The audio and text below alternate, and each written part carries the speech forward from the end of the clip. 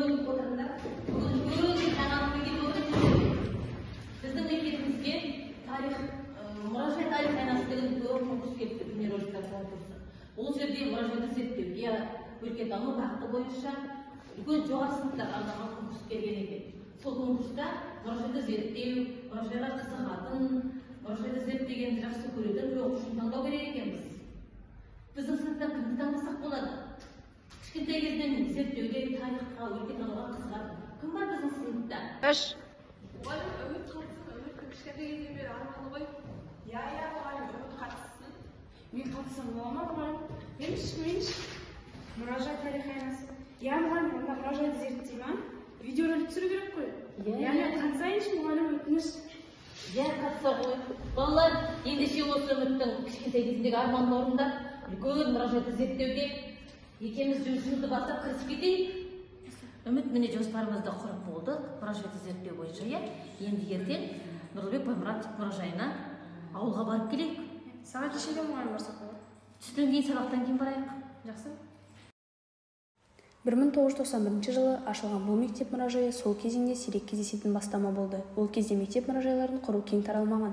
Сондықтан бұл істің бастауында тұрған Уәлихан Тұкусовтың керегендігі мен ортаға деген шынайы қамқорлығы айрықша болған.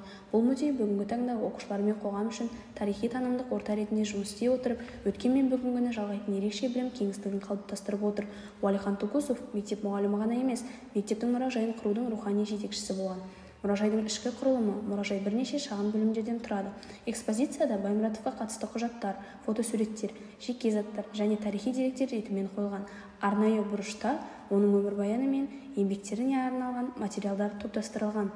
Мұражайда тұрмыстық тарихи заттар, мысалға патефон, сырмақ, ертоқым, қамшы, шапан, домбыра, мандарина сияқты экспонаттар бар екені баяндалған. Тұкусов мұражайдың рухани жетекшісі ретінде экспозицияны ұйымдастырумен шектелмей, тарихи құжаттарды, фотосуреттерді, жеке заттарды, кітаптарды және жергілікті деректерді жинау жұмыстарын өзі бастап жүргізді. Ол мұражайдың тек көрнекті орны емес, оқушылар мен қонақтар үшін тарихи танымдық орта болуын басты мақсат етті.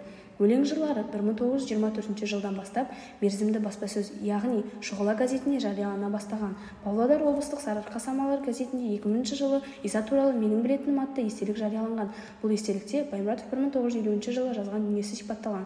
Сол газет дерек бойынша Баймұратов Қызылту газетінде Май және Бесқарағай ауданының тілші болған деген куәлік айтылған. Сары кітап ауыз әдебиетінің халық арасында насихаттаумен шұғылданған ертөлеген, қанды жорық дастандары кітап болып басылған.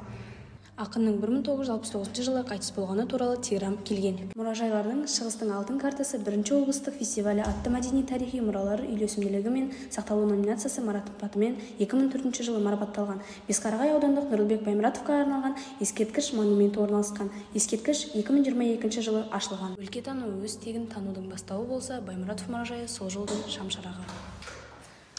Анашым, қараңызшы, мен бір жүлде де орын алдым. Қызым, сонда бұл мұражайды зерттеудегі мадақтама ма? Тура өзі ғой. Бұл жаңалықты қайдан білдің? Міне анашым Инстаграм желісіне салып қойыпты. Кәне? Ой, қызым, жарайсың, мен сен үшін өте қуаныштымын. Осы қуанышты жаңалықты әкемен бөліспей ме? Мен саған көрімдігімді каспетіне жіберіп қояйын. Ой, рахмет. Мен әкеме қоңырау шала берейін. Иә.